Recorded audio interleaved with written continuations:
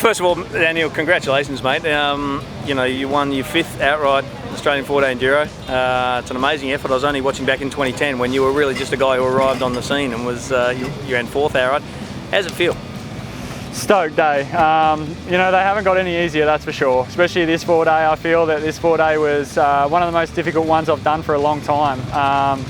So for me to, I guess, clinch that, especially after my last 4 days effort in Mansfield, I didn't do as good as I was hoping to do, and ended up getting the title taken away from me. So to get it back here, it's a pretty big deal. You know, the 6-day was run here. It's the 40th anniversary. A lot of old dogs out here that come out to race it and also watch. So to clinch the outright, win here is a pretty big thing for me. Mate, I know you're a bit of a guy for records, right? You have them stored away up here and you use them for motivation. I think, it was possible a while ago, like you said, the one you didn't win, that could have been 5 in a row to match Shane Watts, fellow Victorian, but you're still on track to win Watts' all-time record of 6 outright. Yeah, for sure. Well, it's hard. I'm getting a bit older now, but I'm not the youngest guy in the pits now. But yeah, we'll keep doing what we're doing. I've got such a great team backing me and supporting me, the KTM boys, and I got such great support. So for me, if I'm still getting that great support in the next few years, then hopefully we can knock what's his record off. But it's a hard thing to do. He's such a great rider and done so much over the world, and to win 6 4 days, it's a massive achievement. So if I can get that, if I could get 7, I'd probably retire, that's for sure, and go sit back and relax. But we'll keep pushing forward, and just stoked that we got this one out of the way.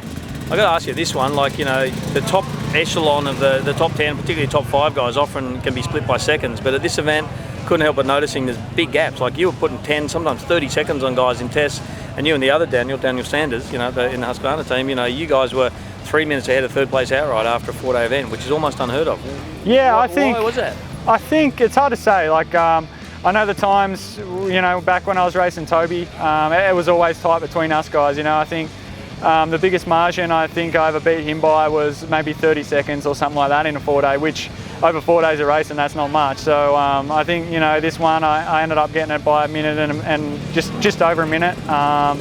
So for me, that's, I guess, a pretty good margin for what you're normally working with. But Chucky's a great rider, and he has a lot of experience now. He's been over in Europe and raced over there, and then I've been overseas and raced. So I think that knowledge of us being over there and racing, it kind of puts a little bit of a advantage, I guess you'd say, over the other guys. So yeah, for us too, it's kind of, we're battling each other every weekend, so we're pushing as hard as we can. And I've got my setup feeling real good now, which first round we went in there not feeling as comfortable as I needed to, but now we've got it to where I want it, and the 4-day result definitely shows. Can't help but ask, but Sunday night, Easter night, just 4 or 5 days ago now, we had this big 6-day reunion dinner, and I said to you at the time, you made a speech which I thought was fantastic, acknowledging some of the legends who'd paved the way and created the foundations for Australia to go on and become world champions at the 6-day. And for you, a guy like you, I think you said kissed on the dick. I feel kissed on the dick that I'm paid. But was that a big made this extra special to do it in front of those legends of the sport here at the 40th anniversary? Yeah, for sure. And they're the guys that built this sport. So they've gone over to overseas and raced and represented Australia and got to the enduro scene to where it is right now.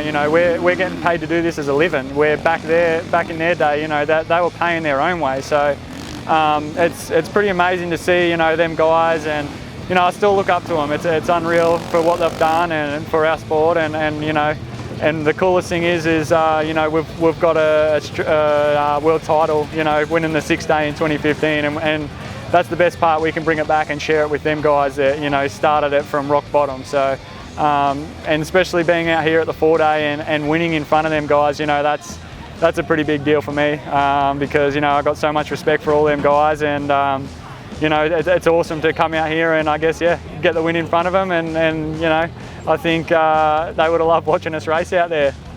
And talking about the next generation, it's interesting. We're just talking to Luke Stike. I mean, he's 26, but you know, him, Fraser Higlett, you know, Michael Driscoll, these new guys, you know, really young guys in their early 20s, just turned 20, are coming through. So in your mind, is the sport in a pretty good place here at the moment? Yeah, for sure. And that's the best thing about our sport. It seems to be growing, and it keeps on growing.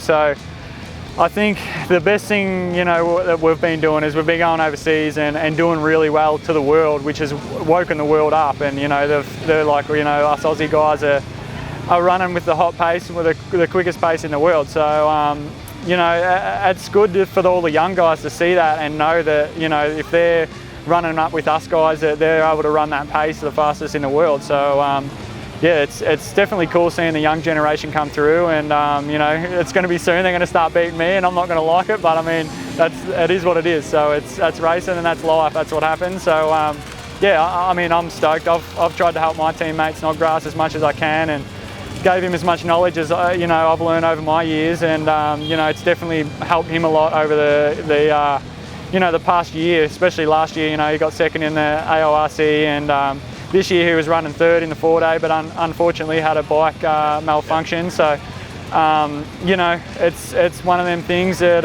yeah, it's cool to see the young guys coming up, and, you know, they're the future of the sport.